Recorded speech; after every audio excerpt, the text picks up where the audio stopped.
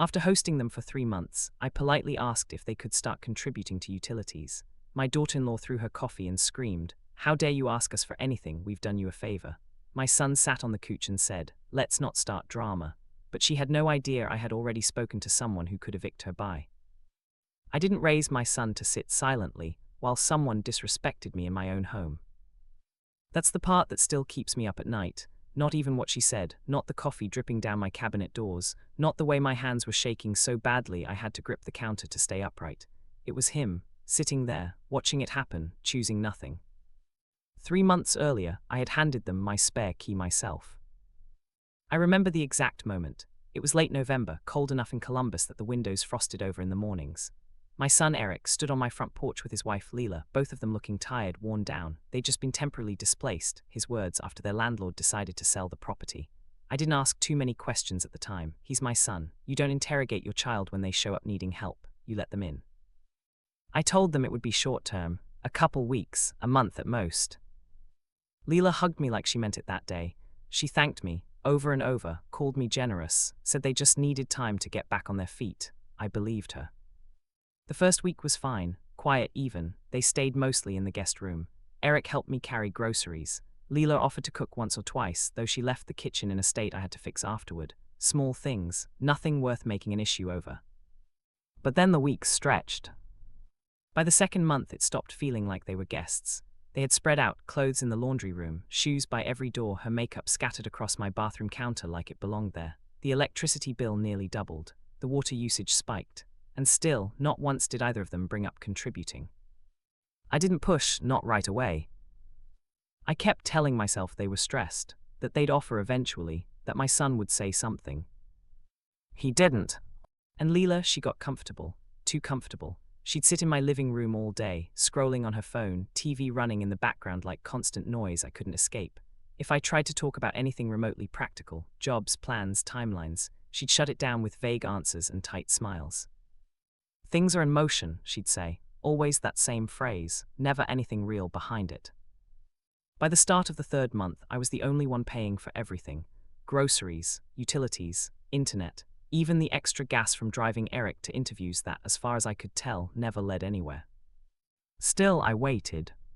Because that's what mothers do when they're trying not to lose their child. But something in me shifted the morning I opened my electricity bill and saw the number. It wasn't just the cost. It was the realization that they weren't even pretending anymore. There was no plan, no urgency, no respect. That's when I decided to have a conversation. A simple one. I waited until that afternoon. Leela was in the kitchen, pouring herself coffee like she always did around 3. Eric was on the couch, half watching something on TV. I kept my voice calm, careful. I said, "I think it's time we talk about sharing some of the utility costs. Just until you two get settled somewhere." There was a pause. She didn't even turn around at first. Then slowly, Leela set her mug down.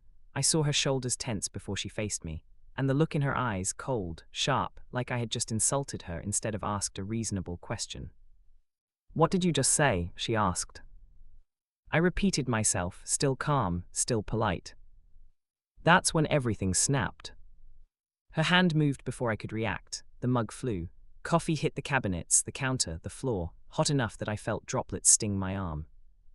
"How dare you ask us for anything?" she screamed. "We've done you a favor by staying here." I remember blinking at her, trying to process what I had just heard. A favor? That's when I looked at my son. He didn't stand up, didn't defend me, didn't even look ashamed. He just leaned back against the couch and said, flat and dismissive, "Let's not start drama." Something inside me went very still in that moment. Because what neither of them knew, what Leela definitely didn't know as she stood there breathing hard, waiting for me to back down, was that I had already made a call the week before. And the man I spoke to had been very clear about what I could do next. I just hadn't decided yet if I was ready to go that far. Until she threw that coffee. I needed to step back and remind myself how we got here, because the anger alone wouldn't carry me through what I was planning. The truth is, I always wanted to be supportive. Always. Eric has been my only child.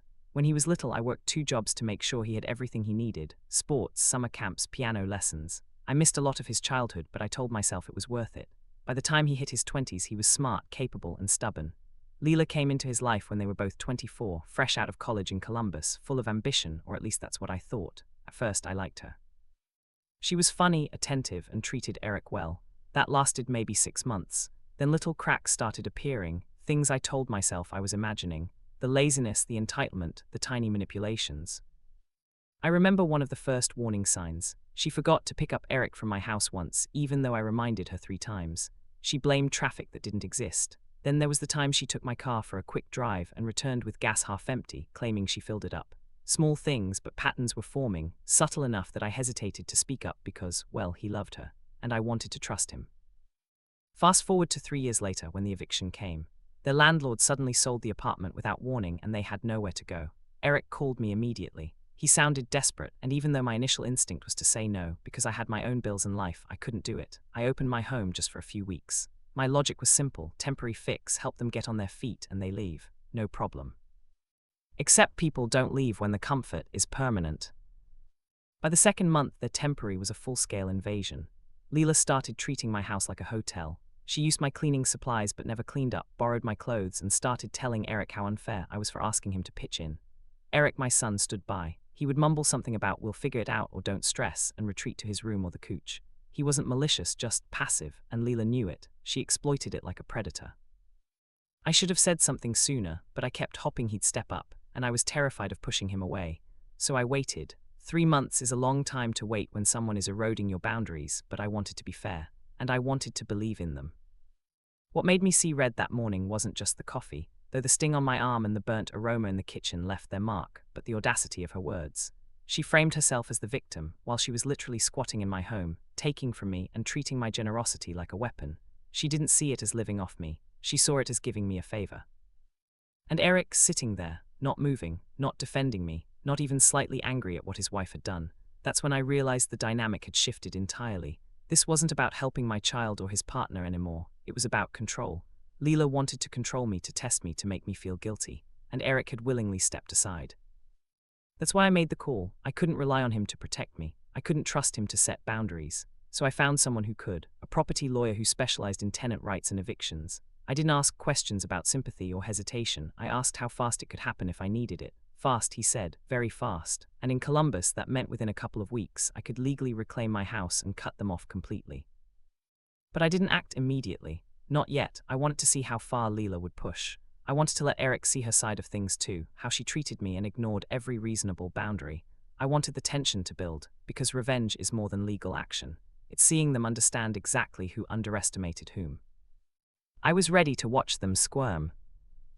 And what happened next? It changed everything. She wasn't just rude or entitled. She had no idea the storm was already brewing behind her smug little smile. That storm was me. And it was about to hit. The next morning, I walked into the kitchen like nothing had happened. Leela was already there, sipping a new cup of coffee with the same smug expression, like yesterday had been a minor inconvenience. Eric, predictably, sat slouched on the couch, headphones in, scrolling through his phone. I didn't raise my voice, I didn't flinch. I just leaned against the counter, watched them for a moment, and said, "We need rules, starting now." She tilted her head, raising one eyebrow like she was studying me. "Rules? What, Mom? You mean like charging us for your electricity? That's ridiculous." I smiled just a little, enough to hide the calculation running through my mind.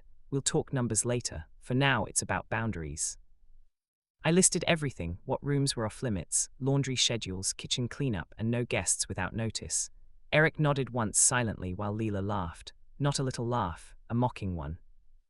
"You really think you can control us?" she said. "Mom, you're crazy." I didn't answer. Instead, I let her words hang in the air, because I'd already put the wheels in motion.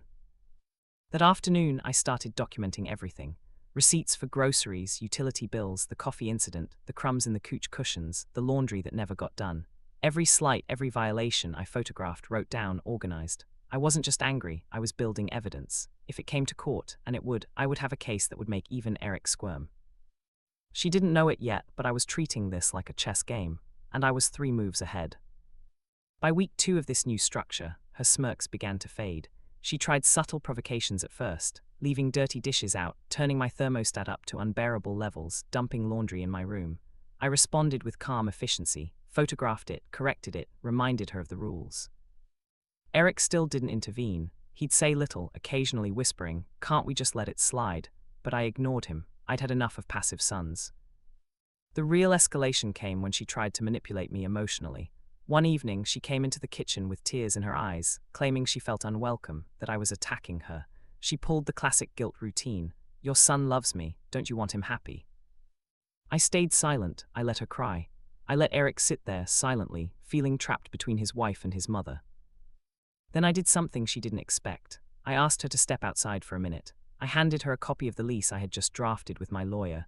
It was temporary, yes, but it clearly stated, rent contribution required, rules enforceable, violation could result in eviction. Her eyes widened, her mouth opened, but nothing came out. I could see the panic setting in behind her perfect little facade. "This," I said quietly, "is not negotiable. You've been here long enough to understand what respect looks like. If you refuse, the legal process starts immediately." She backed away, tripping over the rug, hitting the wall. The dramatic flair was pure Leela, but it was genuine fear too. She never expected I had the legal power already lined up. And Eric, he finally looked at me with something like realization in his eyes. For the first time, he understood that I wasn't just angry. I wasn't bluffing. I was prepared to remove them entirely. Over the next few days, the tension escalated like a storm. Every passive-aggressive note, every small theft or mess she left behind, I turned into evidence. I even recorded conversations, subtle things she said, threats and insults that made her look unhinged. The house felt like a battlefield. Leela tried to provoke me, and I held my ground like a wall. Eric kept glancing at me nervously, finally realizing I wasn't going to fold, and that his inaction had consequences. By the end of the third week, she was unraveling. She started whispering to Eric, trying to turn him against me, playing the victim harder than ever. But I was calm, deliberate, controlled. And every slip she made, every overstep, every arrogant remark was quietly being collected in my folder labeled eviction evidence. And that's when she made the mistake that would change everything. She believed she was untouchable. She thought I would never act. She had no idea the first domino was already tipping over. And it would hit her harder than she ever imagined. It happened on a Thursday morning. I had just finished my coffee and the house was quiet.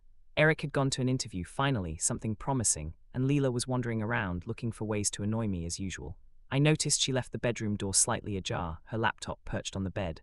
I stepped closer, curiosity tempered by the growing suspicion I'd had for months. That's when I saw it. Her screen was full of online rental listings. Not just any listings, luxury apartments, 3-bedroom units in neighborhoods I would never have imagined her living in on a teacher's salary. Prices that would require loans, co-signers, and frankly, outright fraud if she planned to move in immediately. And there in the corner was a draft email addressed to my neighbor, Marcy, asking if she could borrow her identity to apply. I froze. This wasn't just entitlement anymore. This was straight-up criminal, identity fraud, and she'd been bold enough to plan it right under my roof. I didn't confront her right away. I documented everything, screenshots, timestamps, all of it, and saved it in a secure folder. Then I called my lawyer, the same one helping me with the eviction paperwork. I explained the situation and he told me clearly I could use this as leverage. This wasn't just about eviction, this was protection. If she tried to claim harassment, I had legal proof of intent to commit fraud on my property. The twist, she'd been planning to skip out entirely, leaving me liable for her messes, bills, and potential legal fallout. And Eric, my son, had no idea. I realized that when he got home, he found me calmly sitting at the kitchen table, laptop open, showing him the screenshots. "Leela, she's been planning to steal someone's identity," he whispered, horror creeping into his tone. I nodded, yes, and she's been counting on us being too passive to notice. That's why I documented everything from the start. Eric's jaw dropped. He opened his mouth, probably to defend her, and then shut it. For the first time, he realized that his inaction had enabled this. His wife wasn't just manipulative, she was dangerous, and she had been hiding it in plain sight. That night, Leela came home oblivious, and I played it carefully. Calm, measured, inviting her to sit. I didn't mention the laptop or the listings. I let her think I was still under her thumb. She bragged about potential deals, rents, and moving plans, and I pretended to listen, nodding politely. By the time Eric went to bed, I had made a decision. I would not let this escalate further than it had to. I couldn't let her manipulate, exploit, or, God forbid, commit fraud at my expense. but I also needed her to understand the magnitude of her miscalculation. So I let her continue to believe she was in control. The next morning, I delivered the first blow. I handed her a formal eviction notice. Not a polite suggestion, not a warning. The paperwork was clean, official, and unassailable. I watched her face drain of color. The smugness was gone. The coffee-throwing bravado had vanished. She tried to scream, to threaten, to beg. I remained calm. You have 2 weeks to vacate. After that, the process continues legally, with court involvement if necessary. And then the twist that no one could have predicted. She called her parents, thinking they'd come to support her, thinking they'd pressure me into rescinding the notice. Except her parents were in another state, and when they arrived, mind you, they hadn't spoken to me in years, they looked at her like she was a stranger. She was completely alone, completely exposed.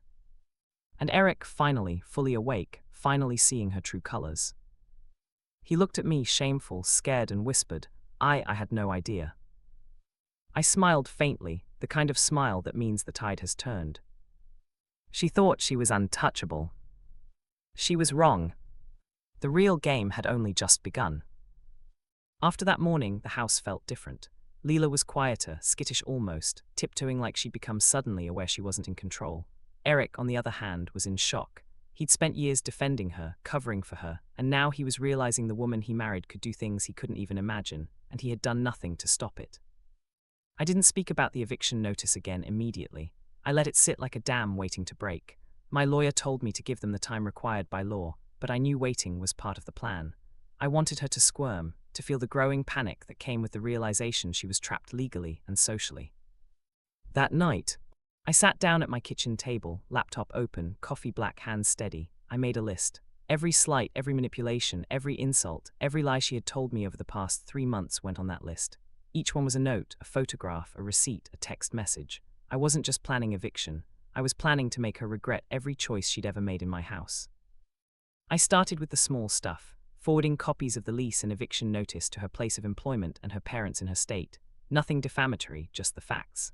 I wanted her to feel the social pressure, to understand that her actions weren't private anymore. That word spreads, and people notice when someone is willing to cross legal and moral boundaries like she had.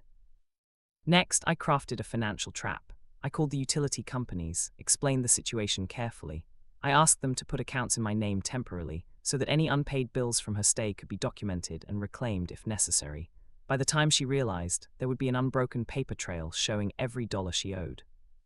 Then came the psychological element. I started subtly shifting the dynamics in the house. I left evidence of her planned identity theft in obvious spots, her laptop open, her notes left where Eric could see. I began casually discussing topics like fraud, tenant responsibilities, and legal consequences whenever she was nearby. Leela had always thrived on control and intimidation. Now she was confronted with the reality that her environment had changed, and the predator she had relied on, me, was awake and prepared. But the centerpiece of my plan was Eric. He had to witness the consequences of his passivity. I sat him down one evening, made him read portions of the documentation. Every manipulated text, every lie, every small theft she committed, laid bare. At first he tried to deflect, to minimize her behavior, but I was relentless. I could see the weight settling on him, the guilt, the shame. For the first time he was seeing her through my eyes. That was the pivot, because my ultimate revenge wouldn't be about her losing face or property alone. It would be about showing Eric that his inaction had consequences, that protecting her had only allowed her to exploit him and me. I wanted him to understand that some people will only respect boundaries when they are enforced, and that by doing nothing, he had allowed a toxic force into our lives. Finally, I planned the final sting. I called my lawyer again and asked him to draft an additional legal document, a clause that made the eviction irreversible unless she agreed to immediate restitution and accountability for all damages. It was brutal, legally airtight, and deliberately humiliating without being defamatory. By the end of the week, every domino was set, every piece of evidence documented, every psychological angle accounted for. Leela still thought she had power, Eric still hoped for peace, but I was ready. And the next move. It would make her believe the walls were closing in, because they were. And she had no idea that what I was about to do would leave her utterly powerless. The second twist came when I discovered something I hadn't expected, a secret that would shift the entire dynamic of the house and Eric's perception of Leela completely. It was a Sunday afternoon. I was doing the usual, tidying up, checking bills, glancing over the eviction documents one last time. Leela had gone out to run errands, and Eric was quietly reading in the living room. His laptop was open, and I noticed a browser tab she had left accidentally logged in under his account. Out of curiosity, I peeked, just for a second. What I found made my stomach drop. Leela had been siphoning money from Eric's savings account for months. Small amounts at first, disguised as gifts or necessary expenses, but over time it added up to thousands of dollars. She had been planning to drain it completely once she secured a new place, money she thought would be hers without consequence. I froze, not out of fear, but because the realization hit like a physical blow. The woman who had thrown coffee in my kitchen, called me selfish, and treated my home like a playground had been plotting to rob her husband under my roof. I didn't act immediately. I documented everything, screenshots of bank statements, online transfers, her emails discussing amounts and excuses. I knew this would be my most powerful leverage yet. She wasn't just disrespectful, she was actively committing financial theft, and she had no idea I knew. When Eric came into the kitchen later, I asked him casually about his accounts. He froze for a moment, then stammered. I thought some things were missing, but I didn't want to accuse her. I showed him the evidence. His eyes went wide, the color draining from his face. She's been taking my money, he whispered. Yes, I said calmly, and she thought no one would notice. The shift in Eric was immediate. He had spent weeks passively defending her, excusing her actions, hoping I would just tolerate them for the sake of family. Now he was fully awake to her manipulation, and for the first time, he realized that I had been right all along. That evening, Leela came home, still smiling, thinking she had the upper hand. I didn't confront her directly. Instead, I let Eric handle the first part of the conversation. I guided him, reminded him of the documents and evidence, but let him speak. He confronted her about the bank transfers. At first, she laughed it off, tried to gaslight him, but the evidence was irrefutable. She froze mid-sentence, realizing her world was crumbling. The confidence and arrogance that had carried her through months of freeloading vanished in an instant. And then the final part of the twist. She realized that my lawyer had already notified the bank and prepared the legal framework to freeze her access to their accounts immediately. Any attempt to take more money would land her in legal trouble instantly. She had miscalculated not just me, but the law itself, and Eric, who now understood the full scope of her deceit, would never side with her again. That night, I watched from the kitchen doorway as she sat on the couch, head in her hands, while Eric confronted her about months of lies, theft, and manipulation. I didn't intervene. I let her feel it all, the shame, the fear, the total loss of control. By the end of the night, the house was quiet but charged. Leela no longer had a single shred of power. Eric, finally awake to reality, sat beside me, a little broken but aware, and I knew the moment I had been waiting for was coming.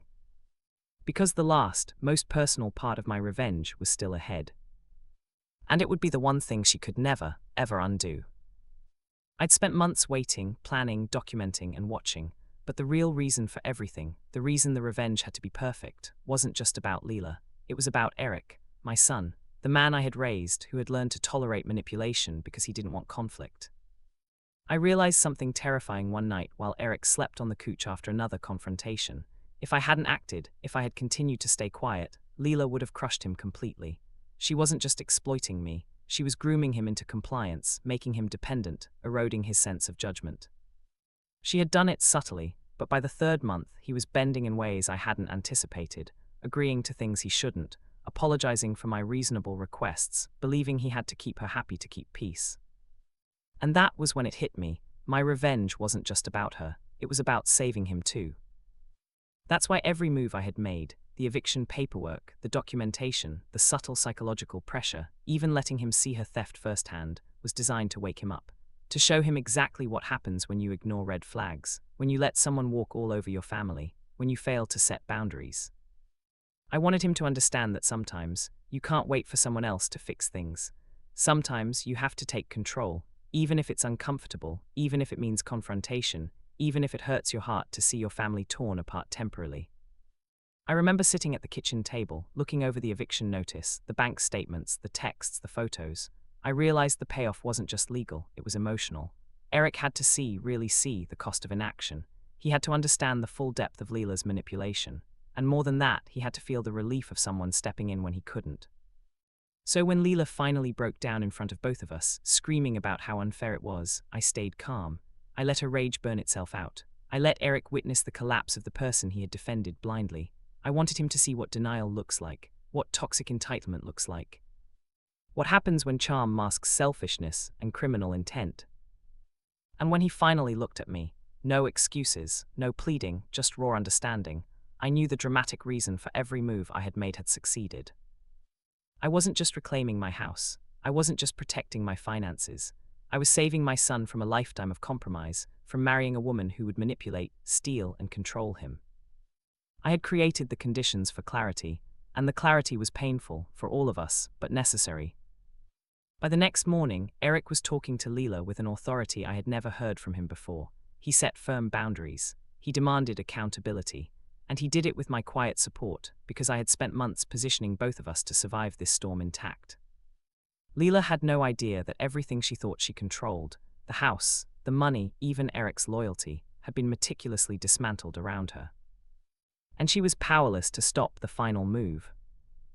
Because revenge isn't just about punishment, it's about restoration. And restoring my son's sense of reality required dismantling her carefully constructed illusion entirely. What she didn't know was that I had one last card, one move she could never anticipate. And when I played it, she wouldn't just lose control. She would understand fully that underestimating me had been her gravest mistake. The final move happened one Thursday afternoon. Leela had been tiptoeing around the house all week, avoiding me, avoiding Eric, like a cornered animal. She didn't speak much, except to mutter complaints or try weak attempts at manipulation, which now bounced off Eric like water off steel. I knew it was time. The legal documents were ready. The eviction was fully enforceable. The bank had frozen her access. Everything was lined up to hit her hard, but I wanted it to be total, undeniable, irreversible. I called Leela into the living room. She hesitated, nervously twisting her fingers. Eric sat nearby, tense, watching her reaction. I held the folder in my hands, the culmination of everything. Bills, photos, texts, screenshots of her planned fraud. I didn't speak at first. I let her see the weight of the folder, let her mind race. Then I said, "You've left me no choice. This house, these resources, my son's finances, they're all off limits to you. Effective immediately, you have 7 days to vacate. After that, the court enforces the eviction, and any attempt to contest it is futile. Your access to Eric's funds has been blocked, and we've documented everything. Any retaliation or harassment on your part will be met with legal action."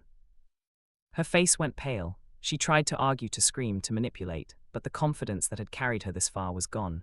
Eric didn't flinch, didn't intervene to protect her. For the first time, she was completely alone in a room of people who saw her exactly as she was. Then I handed Eric a smaller envelope. Inside were the copies of her financial misdeeds, the documented abuses, everything we needed to protect ourselves. "Keep this," I told him, "so you never forget what happens when you ignore manipulation and entitlement." Leela's knees buckled slightly. She was speechless. She looked at Eric, then at me, realizing fully that her web of lies, theft, and intimidation had been unraveling right under her nose for months. She had no allies, no leverage, no future here. The cherry on top, my personal satisfaction, was psychological.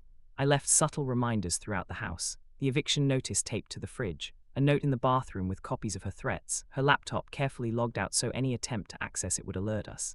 Every day she would see evidence of her miscalculations, feel the consequences, and understand she had underestimated me entirely. Over the next week she packed in silence. Eric monitored every step, seeing firsthand how consequences work. There was no shouting, no begging, no theatrics beyond her shocked, angry, defeated expressions. By the 7th day she was gone, not a word of thanks, not a single acknowledgement of the chaos she had caused, just silence and the undeniable realization that she had lost everything she thought she could manipulate. Eric finally turned to me that night. His eyes were a mixture of relief and shame. I can't believe I didn't see it sooner," he said quietly. "You weren't supposed to," I replied. "You needed to see it the right way. Sometimes the only way someone learns is by experiencing the consequences they tried to avoid." For me, it wasn't just revenge. It was a restoration of order, a reclamation of my home, my finances, and my son's sense of judgment. Leela had thought she was untouchable, that she could manipulate everyone, take what she wanted, and leave no trail. She had miscalculated everything, and now she was gone, stripped of power, humiliated by her own misdeeds, and powerless to reclaim what she had lost. The house was finally mine again, quiet, orderly, and filled with a sense of justice I hadn't felt in months. And as Eric and I sat in the living room, the tension finally released, I knew that every move, the months of planning, documentation, psychological strategy, had been worth it. Because sometimes, revenge isn't about violence or theatrics. It's about precision, patience, and ensuring that the people who thought they could walk over you feel the full weight of their actions, and that everyone else sees it too. And Leela, she would never underestimate me again. The storm had passed, but she had felt it down to her bones. I had won,